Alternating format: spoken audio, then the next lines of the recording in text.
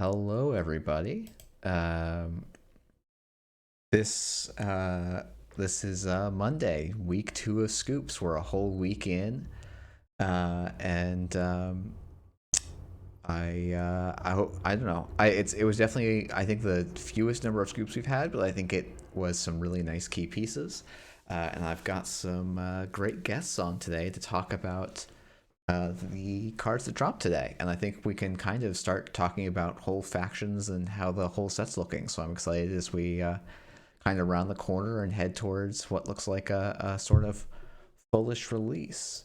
But before we talk any more about, or before I go too deep into the cards, I want to actually have my guests introduce themselves a little bit. So I've got two figures in the community. I've got Dis and Ben Hamill, also known as Slapdash. And why not, Dis, do you want to introduce yourself first? Yeah, sure. I'm Dis. Also Ian in a lot of places. Uh, yeah, been net running for a while now, based in Scotland and UK.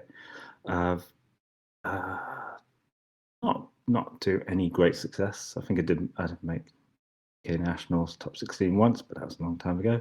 But the main thing I've done is done a lot of creative work for Null Signal Games. Was the creative director for Gateway and did quite a lot of the Gateway stuff and various odds and jobs, including doing some artwork for some random cards when all else fails.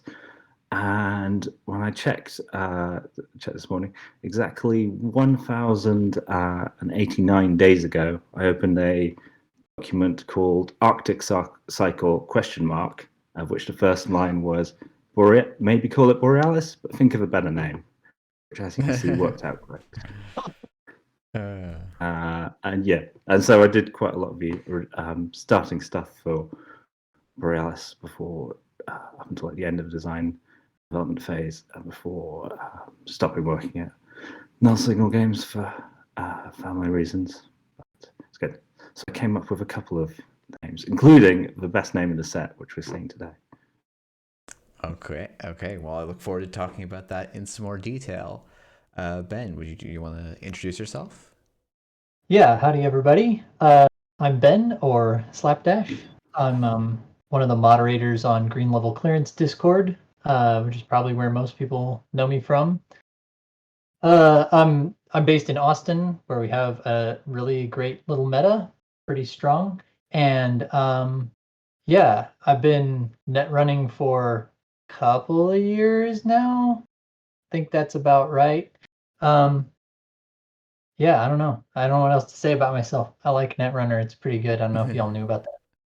Yeah, I guess maybe I'll quickly ask then, what's your favorite faction?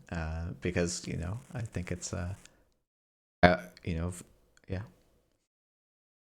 Personally, I've been Shaper Stan for a while. I just like skateboard tricks. I don't know what to say. You and me both. All right. Well, maybe we should bounce into the cards, and because I think there's, even though not that many cards, I think honestly all of them have a lot of integration with other mechanics, so worth talked about. Our first card that was spoiled. Oh, and I should say, the cards that were spoiled today, two of them come to us from a dev blog from Zynos about the design of Parhelion. Though I think this is sort of a design document that pertained to harmonics as a whole, so kind of the whole set of Borealis.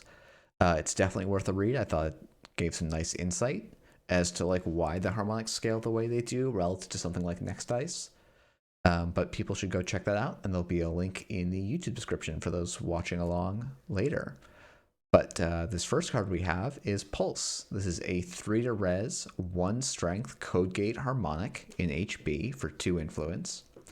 And it says, when you res this ice during a run against the server, the runner loses click. And then it says, the runner loses 1 credit for each resed piece of harmonic ice, and then end the run unless the runner spends click. Flavor text is, the sound welled up from the deep, throbbing, thumping, growing with every passing beat of their hearts. So first impressions of this card, maybe I'll throw to you first, Ian.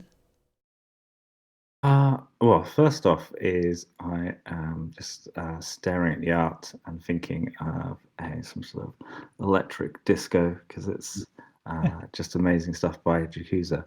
And the second thought is to put it in delay sub C and then laugh when they have to take a call because they don't have any clicks left. Yeah, I do think that's a really nice little point that this does make that Thule sub like cost a little bit harder to pre-calculate. Yeah. But just intersects with so much stuff HB wants to do, like even ignoring how it works with the other harmonic ice. Like it just seems good. Like not like amazing, but just lots of nice things which work with all your other things. Yeah, and it's not the strongest ice on the planet, but even late game rezzing this at an opportune time for the loses click ability seems like it has some utility. Yeah, I think like a decent comparison is like ping, where like ping is honestly going to have sort of a similar-ish effect most of the time. So like even though it's not like great late game res, it's still not an irrelevant late game res. So like Yeah. you're not pumped to draw either of these cards late, but they can still do something when put on the board kind of late, which I think is pretty interesting, or like a really Right. nice kind of slot for a low cost to res ice. Yeah, you don't instantly be like, oh, well, they have their barrier breaker out. I might as well just ditch this out of hand. I meant that figuratively, not literally. Automatically. Anyway. Yeah, it's just that ice doing things unconnected to their subroutines is like it's one of the best things in that one. Although it can be too much, but just quite often subroutines don't matter. So any additional effect is always worth looking at. Yeah. Yeah, Which I think has been. Oh, go ahead. no. I think we've seen that as a bit of a design direction too with null signal, that more ice does stuff that isn't subroutine related as a way to add some spice to your runs. Yeah, I agree. I also I'm going to quickly shout out Baram Wu in the chat, shouting out in op you can fire a border control, but before the run gets ended, the trash gets resolved, so you can go and search your deck, get a pulse out, and now you've just basically taken away 2 clicks from the runner for a 4 credit cost. Oh, because I will res it for you during the run. Yeah. Exactly. Yeah. I think you need a dedicated subsection at the end for interactions with art for every card which comes out. Yeah, I was trying to make an op video right before the release of Parhelion, or like before spoiler season started, and I suspect it's just going to become a delay, and then it's going to just be like, here are the 16 different cards we need to think about in op. Here's all the directions you can take these trashes. So. Yeah. Op is definitely one of those cards where I look at him like, this seems cool, and then when I think about it concretely, it just instantly overloads my ability to reason about the game, and I build a different deck. Yeah. I think an important question is: would you have Pulse on its own, or would you only have it in a harmonic package? And I think in op you might just have it on its lonesome. Yeah, I think it's at 2 influence in those rushy style decks. Like maybe you end up on 2 influence and you're like, yeah, I could run a pulse. I'm not sure this is going to end up better than like trying to do a rejigger to find like a Managarm or something. Well, I guess Managarm's 2. So yeah, if you're looking for it's a little bit hard. Like generally your 3 drop is like Afshar, and like Pulse actually does more for you on the remote than Afshar usually does. So like it's not implausible that you make this jump. Especially if you've got a Managam in the remote already, then losing the click is just easy. Yeah. Click to run, click because of the pulse, and then 2 clicks to get through Managarm or whatever, and it's just, that's just awful. Yeah, it's there's a lot of options. I mean, this is op is just full of options. And if they were planning to use that click to say clear a tag, and then you end of align them for the following turn, and that's also great. Yeah, but we've now spent most of this time on an HB card talking about its use out of faction. I think maybe actually what we'll maybe do is hop on to the next card, and then we can maybe talk about the harmonics as a full set, because I actually did some prep work and have a slide with everything all together. So let's move on to the next card, which is, as we can all see here very clearly, a Netrunner card. This is straight from the NRBD rulings, I see. Yeah. This is in the rules team. They upload this image as an explanation of all of the edge cases. But no, for those of you who haven't seen this is a fantastic meme. I think you said this was from Extract. Yes. UK national champion of memes and also Netrunner. Yes. This is a meme format. I mean, it's all over the internet, of course, but this has been a very common CTM meme, and now we got Bloop coming in. But no, let's hop over to Bloop itself. Bloop is a 3 cost, 5 strength, Sentry, AP Destroyer, Harmonic. Probably one of the most subtypes on any printed card, like probably tied. I don't think there's any 5 subtype ice out there. Says as an additional cost to res this ice, derez another piece of harmonic ice, and then has the subroutines do a core damage, trash an installed program, trash an installed program. Sorry, I cut you off. Oh, I said there's still a lot of real estate left in that ice subtype spa. You could fit another one on there, no problem. Yeah, I know. This needed like to do something where it like look at the runner's hands so that we could fit Observer in there too. Psi, yeah. You could put Psi and something else. It's short. Oh yeah.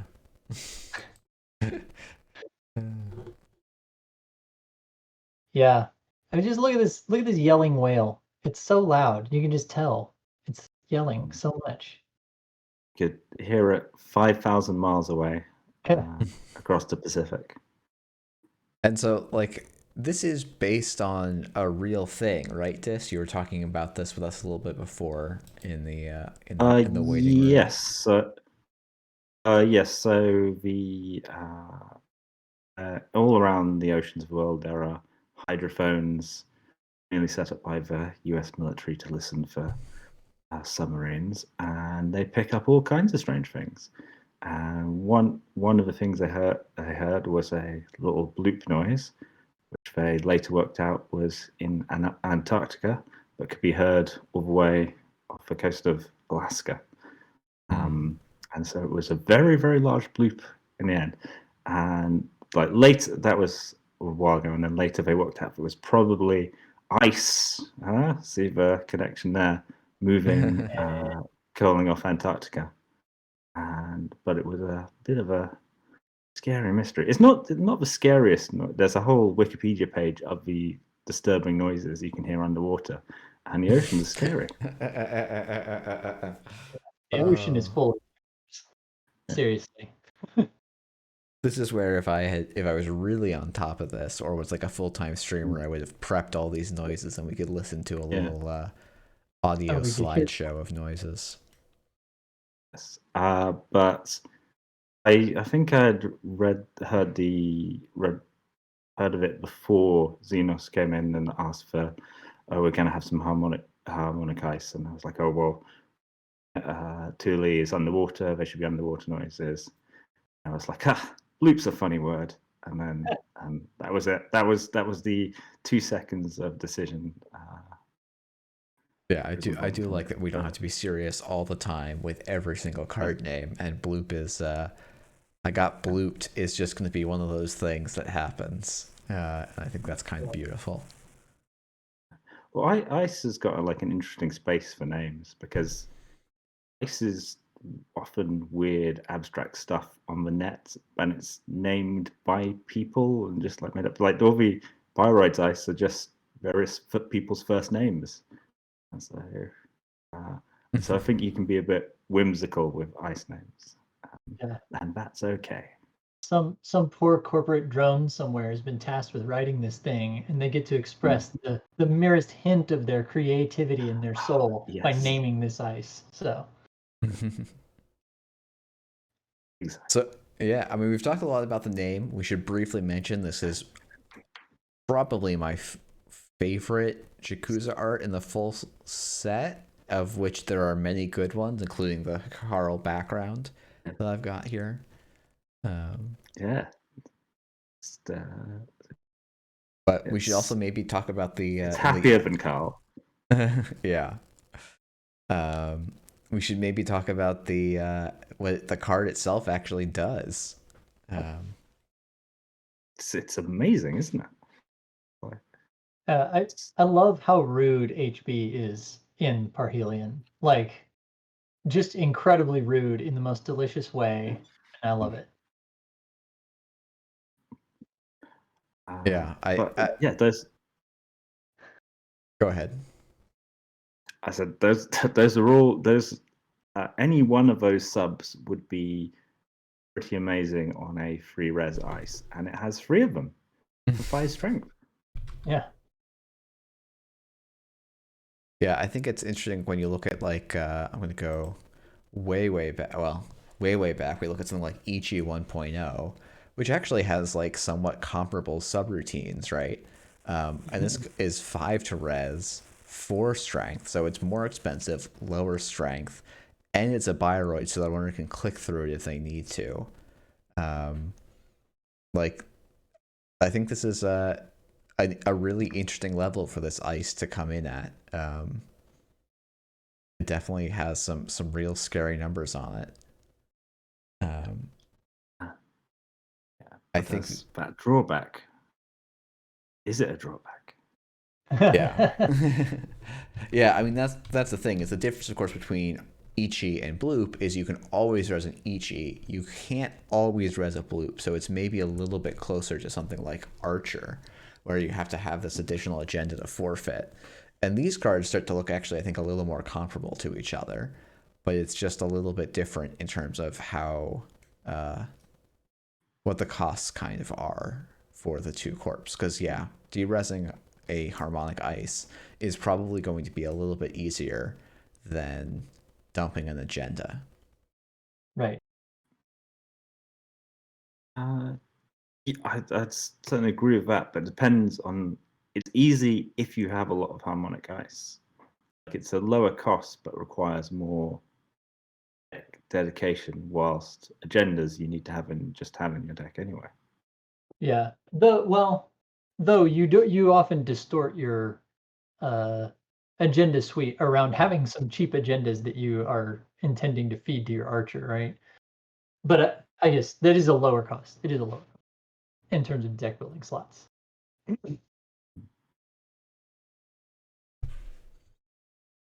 Yeah, do we want to talk about the whole harmonic suite just now that we've got the what I think is the whole set? Yes. All right, let me get that. Get that I up think here. I think they've definitely become much more exciting in Parhelion. So yeah, Wave is such a good idea for a tribal mechanic to have. Just like just have something which you can search out stuff. It means you don't have to go hog wild on deck slots. Right. I think you can justify bloop with just wave because then you can use wave to get your bloops. It gets easier if you also are all in on other harmonic ice, but it really helps. Yeah, and like wave is just good. You see the horrible Loki Egg Infusion decks already happily play free wave, and they could go get bloops. Yeah. Bloop is just great in Egg Infusion because you don't need to res Ice Sphere. Just any piece of ice is useful, even if you res it in late game. And then, Yeah, and I guess these are all like, are these all 1 to 2 influence? I don't remember. Or are they all 2? Okay, wave is 1, of course, and then everything else is 2. So you could even, like, I don't know that you would want to, but you could, in theory, splash this whole set into a deck like Ag Infusion where you have a little bit of extra influence. Yeah. Yep. I'm not sure Ag Infusion would want Echo, but I think it wants. They're like Bloop and Pulse were both things Ag Infusion is interested in acquiring. Yeah. Some people in chat are talking about you can fit these together, and I think you kind of can. Like, I think Bloop and Wave kind of line up like so, and then I think if you rotate Echo like 180 degrees, let me try and do this real quick. This is going to get dangerous. I think it's something like this. I don't know that I think Pulse doesn't. I think Pulse got like re-edited or something. But I think that was the idea. Yeah.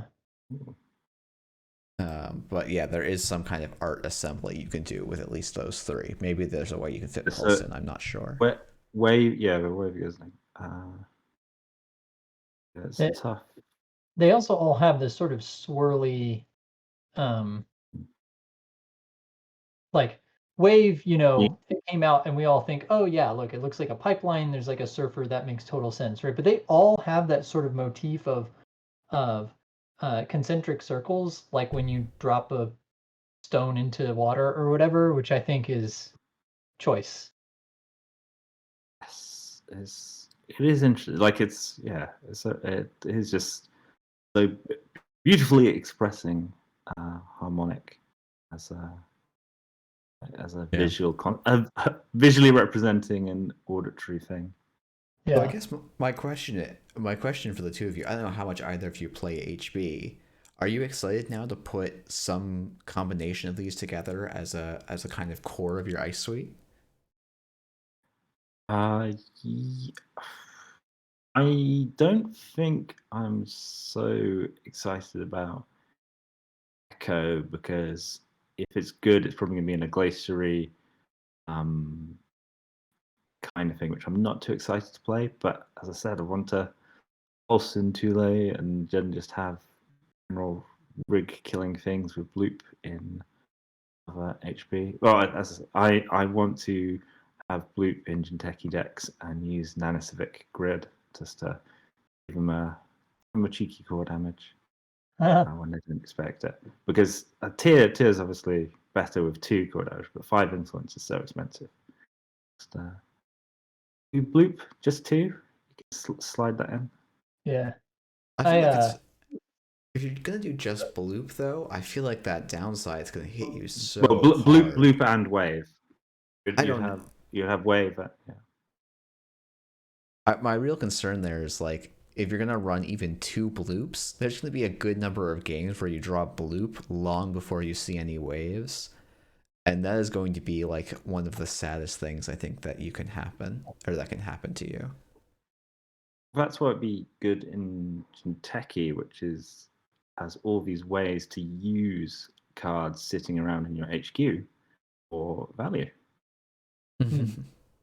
You could discard it to an enemy. You could use it for Anoetic Void. It's just this is the classic argument for playing bad cards. You can just discard them to your good cards, which is Anarch #Anarch Life. Someone's just quickly asking. Someone's asking in chat vectors. So Echo does keep its power counters. In fact, any card that's de-resed keeps any counters on it. So Echo, you can de-res it with a bloop, and then if they run back at it, you can hit them with it. I'm also seeing Seabass mentioning Bloop and Nani Grid. So not a bad way to get just a unconditional trash installed program subroutine in HB and not being like entirely blank. I think if you're interested in the crashing programs, you might be better off with Archer. It's possibly easier thing, but I think you bloop the core damage and maybe core damage mostly, and then maybe programs if it's takes your fancy. Could be wrong. It could be exciting to see. Yeah. Yeah, I will say personally, I'm a little bit cold on this, but I think that's because HB's Ice Suite right now is so good. Like, Drafter is maybe the best sentry in the game in terms of its impact on face check, and it's still reasonably taxing for its res cost. And then you've got Gatekeeper, and you've got Ansel 1.0, you've got Brand if you want to go really glaciery, you've got like Hagen is okay if you don't. So like you've got lots of good choices for HB, and it's like some of these cards are not quite at the level of some of those. That's very true. But like Pulse and Bloop, I think both stand out as being quite a bit better than Echo and Wave, but Echo is going to scale, I think, a little bit better. Like especially now that you can actually get like pretty plausibly like 4 and the runs on the 2-cost ice, like that's pretty good, and that's probably quite solid. There's one direction which hasn't been mentioned that much is do you go deeper on de-resing things with Echo and Pulse now that you have do you play your AlphaGo bifurcations? Do you play your Carls in order to really ramp up that Echo / Pulse value? And is that a deck itself? Yeah, that's an interesting idea. I think one challenge is that you're going to face whenever you're like, oh, I need to de-res and res, is that you need to coax the runner to go back into that server. So like these ice start becoming positional and then also kind of like temporal, and so I think what you'll it's need, going to pose some interesting challenges. what you'll want is some sort of asset which poses a constant and persistent threat to make them go back into that remote. I wonder if we'll see such a thing. Yeah.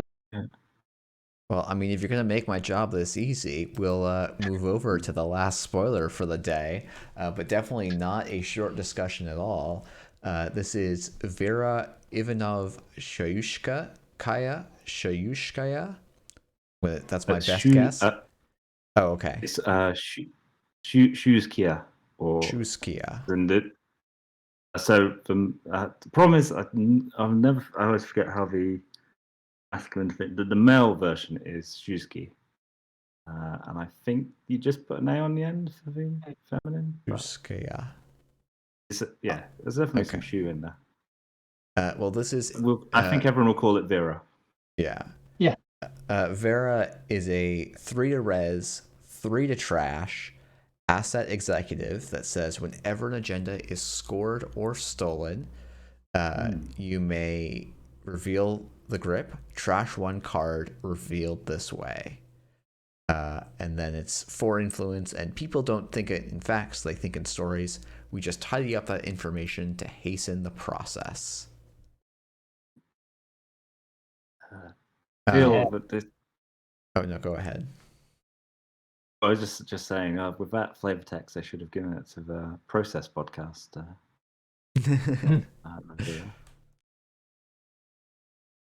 Yeah, we'll start, I guess, in the place I wasn't expecting us to go, which is this does work in op with OZF protocol, because of so OZF. Let me go and grab it real quick. OZF lets you when you score due to meat damage. So if you but it says an additional cost to score this. You trash your forecast. You finish resolving that. So that means the abilities fires. You can trash your forecast. Go and find Vera and res it, and then you can take a card out of the runner's hand and then do the 2 meat damage. So if they only had 2 cards in hand and you have a 4-cost card on the board, this is an auto win. So not too bad. You do have to install it in a different server than the one you're scoring Azef from, right? That is true. But usually if it wins you the game, you can put it in an empty server. So Fair but enough. yeah, no, that's a really good point. Is like if you're just trying to do like value combinations of Vera and Azef, you really want to put Vera in your scoring remote and use something like Audacity to score your Azef protocol. And yeah, 4 influence. So you kind of have to be committed. As Zero Maxima is saying many times in chat, this is a very big grab for single games to pick up Mauricio Ferrara, because they did so much of the early 4 Netrunner cards. They did like Decoy, the Decoy with the curlers. They did Seasource, Hostile Takeover. Is amazing. Oh, I don't have the. Oh, I'm not that Seasource. Yeah, my puller grabs the older one, the newer one. So I can't even grab Seasource, I think. But they did yeah. Ash as well. But yeah, and it's just it's great that they're now still making that one. Yeah, it's really it's actually like it's a different style, but it's a great style to have as part of Netrunner. Yeah, and a variety between different cards, right? Like this is just super different from all the wave stuff we were just looking at in Jakuza's style, and it's nice. Variety is nice. The dynamism on the motion as she's slapping that virtual screen, which somehow is creating impact, inverts a hologram. That's funny. It's really great. Also, sorry, I'm just now like pulling up different iconic cards that they've done. Yeah. Oh god, yeah, Mandatory upgrades. Oh god, that was a card.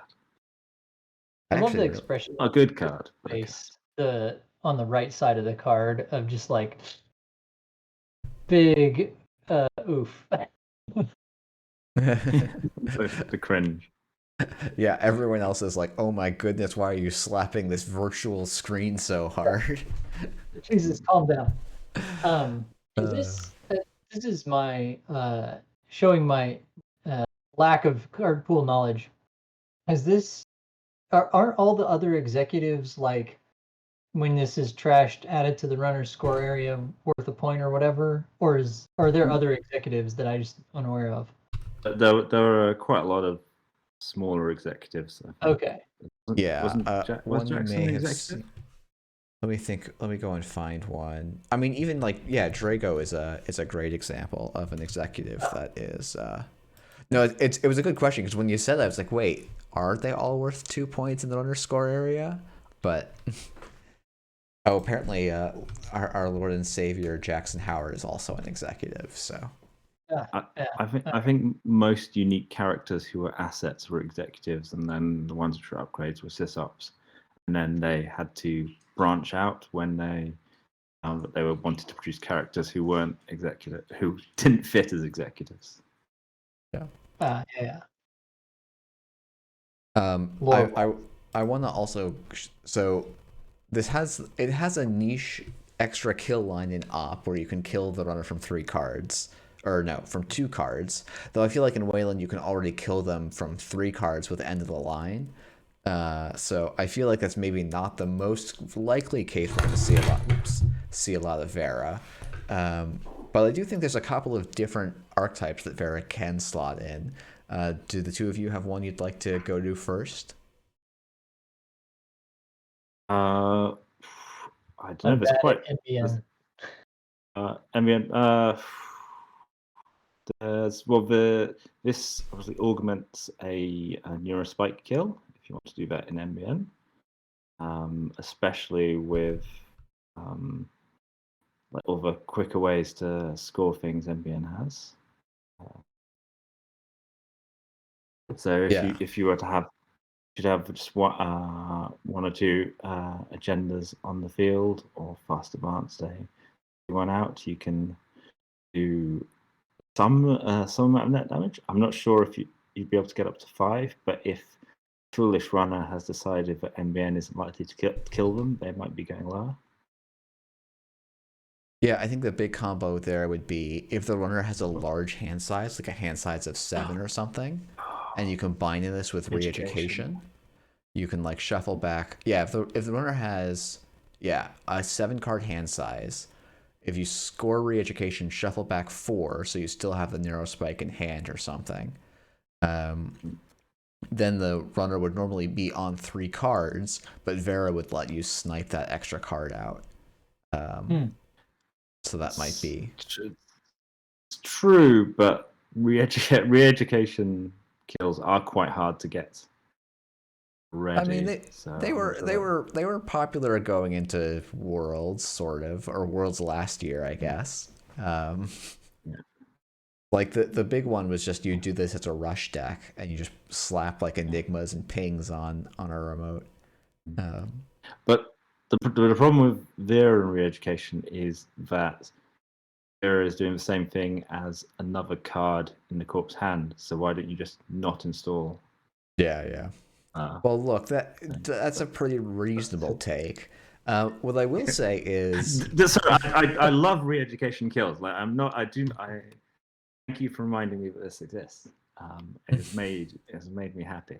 But yeah, I think the other card, and it's like one thing. So like the first card that like a lot of people actually thought about, which is, and this is a bit of this is going to be a tangent that I think will make sense in a moment, was team sponsorship, which has the text: whenever you score an agenda, you may install a card from Archives or HQ, ignoring the install cost. And the important part here was team sponsorship ended up being really good in some NBN decks that would score small agendas, and you would get a bunch of these when you score effects to all kind of line up together. And that would be how you would generate your tempo, is that like each of your cards individually were like fine, and then like you would just make a line of them, and suddenly they become oppressive.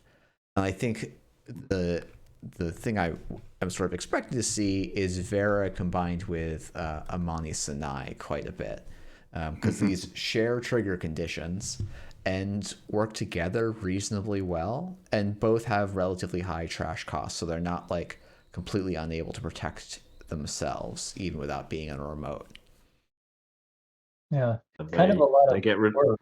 2 installed cards and whatever protecting them maybe, but you can just trash anything on the board.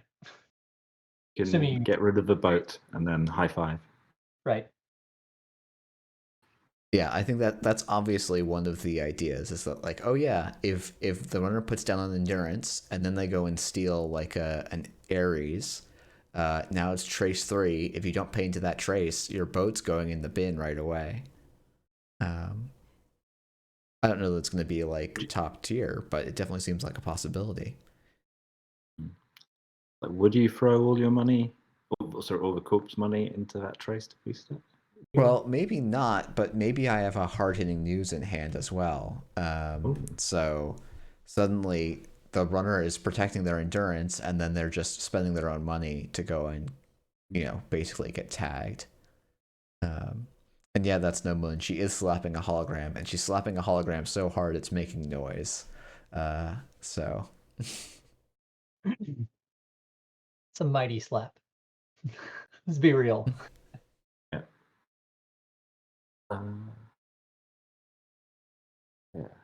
I'm just trying to think of other games. Obviously, you can combine it with the hand peeking mechanics, including the very terrible focus group and the slightly better standard procedure. I'll be honest, I couldn't tell you what focus group did. I'm always confident that I know all Netrunner cards, and people keep mentioning Netrunner cards, and I'm like, I don't know what that does. It's like biotic labor, but not as good. Yeah.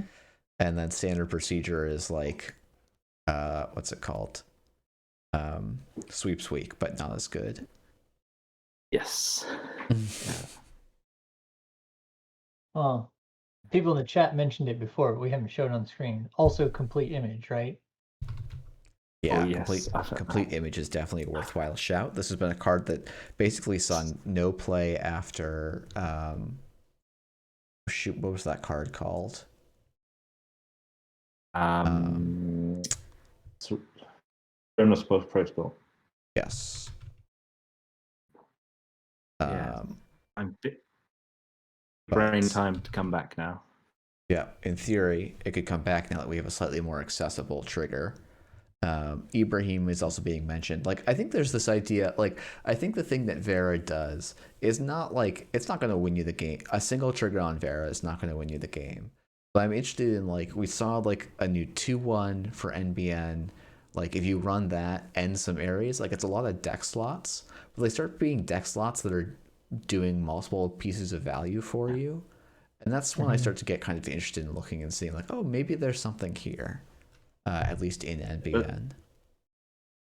And just not to underestimate the emotional power of this card, because there's nothing more demoralizing to look at the look at the hand and go, no, you know that thing you were a deep dive you were planning to use, you don't have it anymore. Yeah. Yeah. Yeah. Look at all the neat toys you're hiding, and you don't get that one. Yeah, or like your criminal player is like holding a diversion of funds in to like wait till you duck down in credits in just the right way. It's kind of cool. But I think we would also be remiss not to mention the other.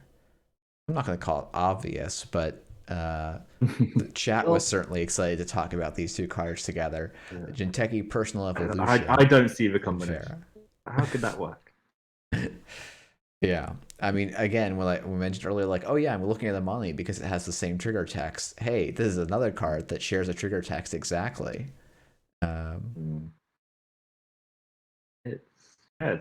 It seems pretty good if the P deck can defend a easily trashable asset.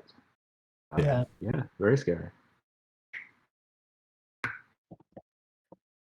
Yeah, you sometimes see PE, right, with like one remote that's like reasonably protected to make something really annoying like this hang out, and then scoring or getting stolen your stings, it's fine. Yeah, actually, now that you mention it, there was this, and this is going to be, I'm going to pull this. I guess what Vera does in Techie PE is it makes them run through your enemies. Like, even if you don't get any agenda triggers, if you just have it on the board, then they are going to have to engage with your horrible ice to go kill it. Yeah. I wanted to pull up Prana Condenser, but apparently my thing doesn't handle the whatever the line on the A is. I apologize for that, Jeff. It's it's more my bad scripting than your fault. But there was in startup, there were these Jinteki decks that would like protect a Prana Condenser with an Anoetic Void, and they'd build like a 2 or 3 ice remote. Then they would build a second remote with like just an anemone on it, and then they would like put a sting in that remote and say, "Do you really want this? Do you really want this?"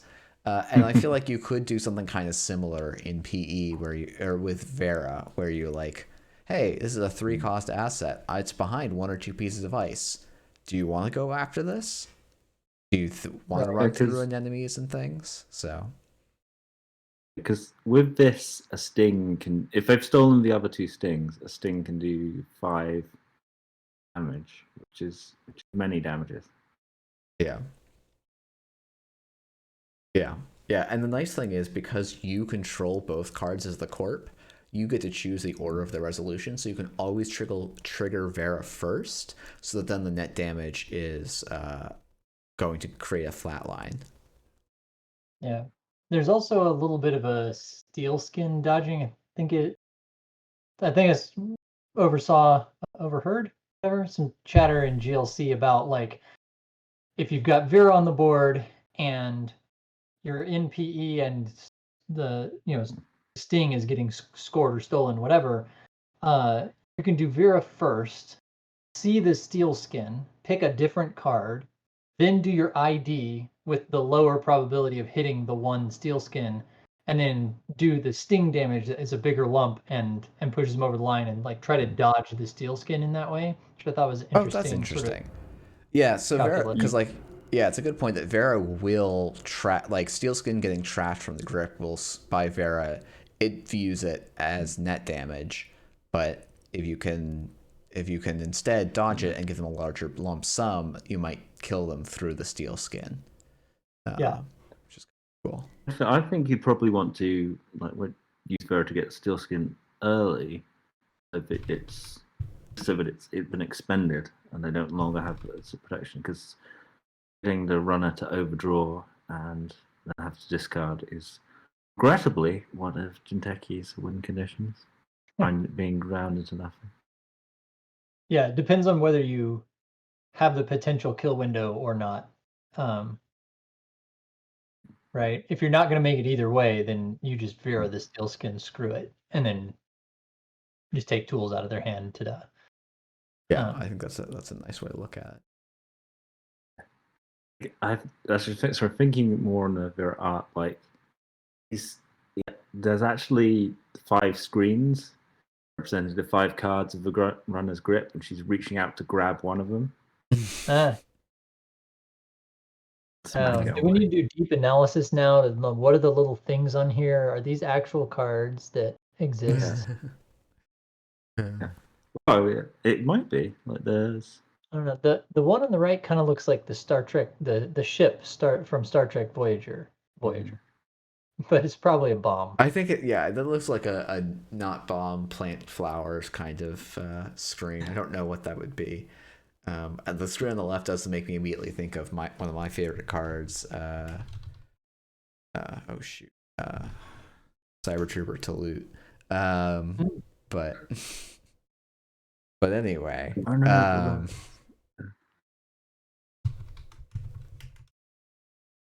Yeah. Have we missed anything? I guess. Well, to complete all the factions, I think Vera and Tule and Jupstad grid. Yeah, Jupstad grid makes is that kill. Yeah, let me. You're gonna make me go and find this card. If we can talk about Jinteki PE some more. No. I think we've talked about Jinteki PE a good amount. I haven't set it up to pull from cards not in NRDB. Oh wait, hold on. Jupstad grid is in NRDB. Hold on. Yeah. This is the largest Jupstad grid though. Enhanced. It is a whole city. Yeah, so you can combine Vera and Jupstad grid. So maybe you can make some kind of Asa deck that's like going for a Jupstad kill. Yeah, and Asa, is there any card which Asa really doesn't like? Because just using it to something out of runner's hand might be. This is quite weak against deep dive, isn't it? So,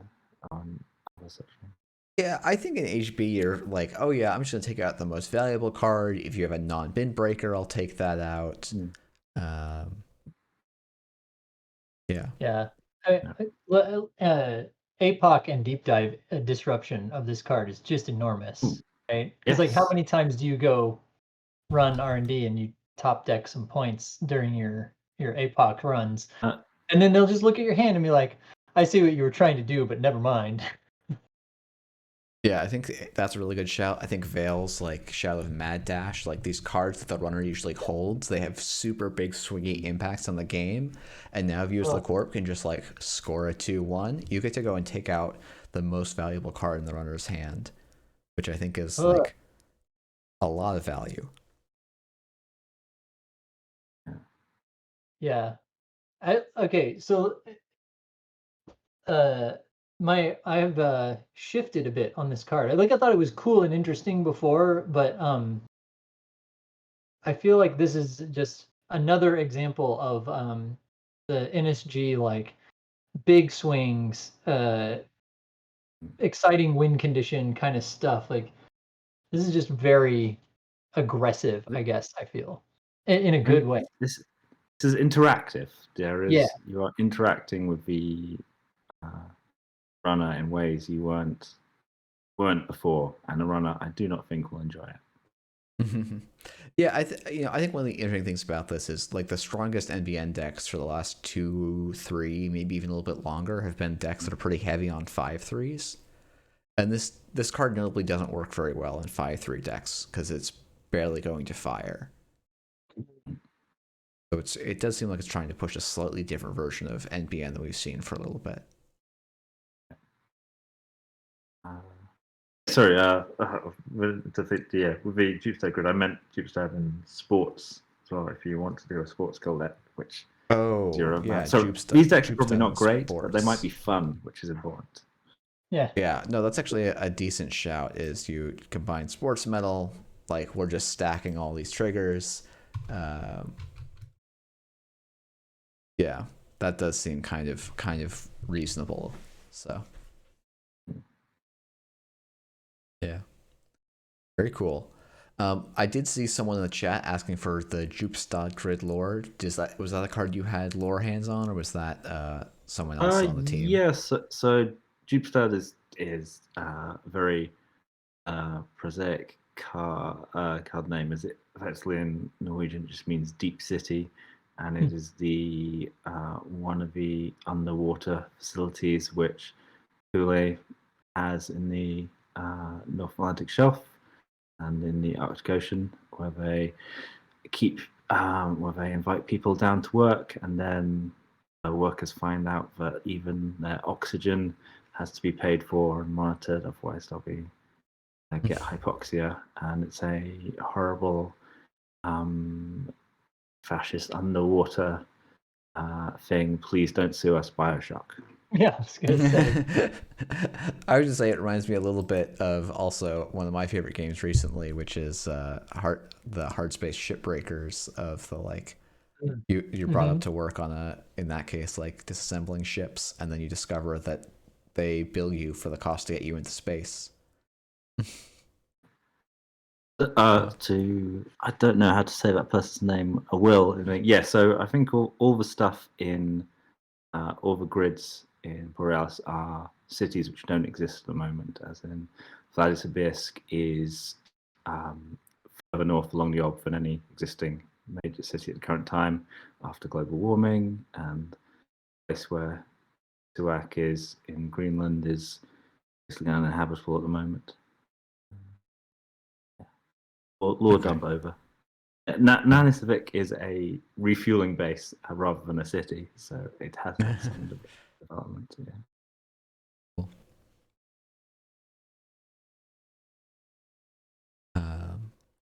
All right. Well, I think it seems like we're sort of done with these cards for the day. I guess as we wrap up, do either of you have any thoughts you want to hit about the spoilers we've seen so far, or the set as a whole? Go first, but You want to go? You want me to go? if you go first. Yeah, it's not spoiler related, but the other blog post from today of Null Signal Oh direct yeah, sales for the US, like that's I definitely was worth happy to a organize disc. a group buy for Meta. Yeah, let me pull that up for those for if people may have missed that. Let me just grab yeah, I don't have anything that you can't see. Okay. Um there we go. Yeah, so Parhelion is basically making a direct sale for people in the US. Yeah, $45, no shipping, tuck box. That's cool. Yeah. It's as someone who lives in the US, I look forward to ordering through the NSG storefront, and maybe one day having my LGS order through the NSG storefront. Yeah. And that way they don't bug me and say we need to charge you a door price every time. And hopefully the you know, but I think the blog post makes it makes it clear this is like a bit of an experiment. See how it goes. Of course, as many things with null signal, the first time they do it is. Hopefully, it goes well, and then we can see that also happen in other markets around the globe. Yeah, and Anarcho Mushroom in the chat, who's also on the production team, says it is the goal to get this around the globe. I think it makes sense to try and cover. It sounds like probably their most distributed region, and then grow from there, which seems like a really nice approach instead of trying to bite off the whole thing on the first go. So Yeah. And they do also list a couple of nice resources for ordering outside of America as well. So yeah, no, thank you for remembering. This is definitely worth shouting out. It's a really big deal, and I say that without. It's not just a significant event; it is in fact a big deal. So, And it's a card. Hashtag value.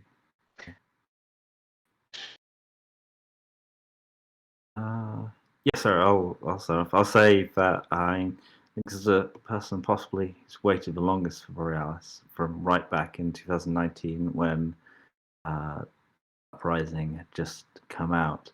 Like in comparison to that first cycle, how like the professionalism of null single games, like just the quality of and I guess polish and shine of all these. These are some very polished and shiny cards we've had today.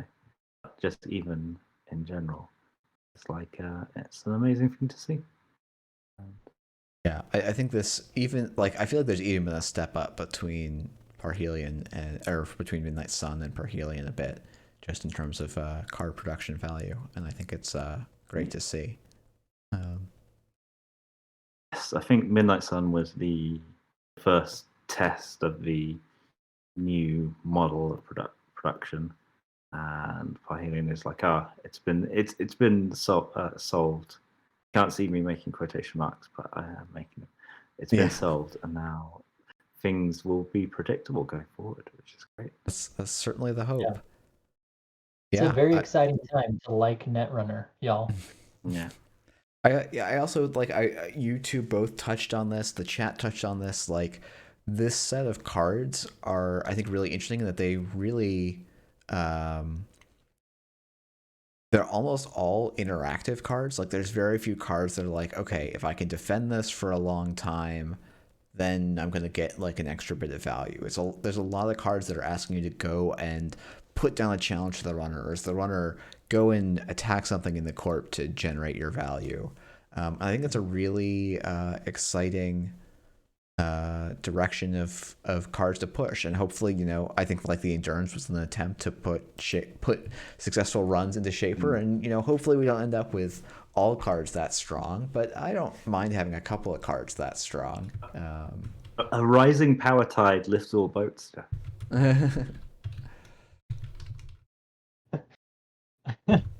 Okay.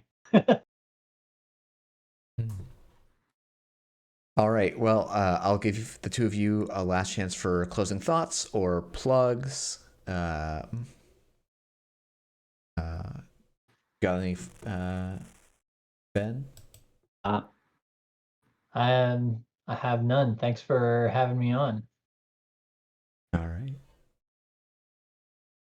And Ian, how about yourself? I'd say everyone should read the lore articles because they're really good. And Borealis. Yeah, it's great what people are doing. Cool. Well, thank you everyone for tuning in. And tomorrow, keep an eye out for the Slums cast, and then keep an eye out for the Slums cast coming on daily casts. So we should be a really fun day. They've got some Jinteki cards. I think we saw some Jinteki up front, but I think we've got some exciting cards in store. So tomorrow should be another conversation really worth coming by for. So hope to see you all then, and thanks once again to both of my fantastic guests for coming on tonight. It's been a lot of fun, and I hope everyone has a good night. Bye, friends. Goodbye.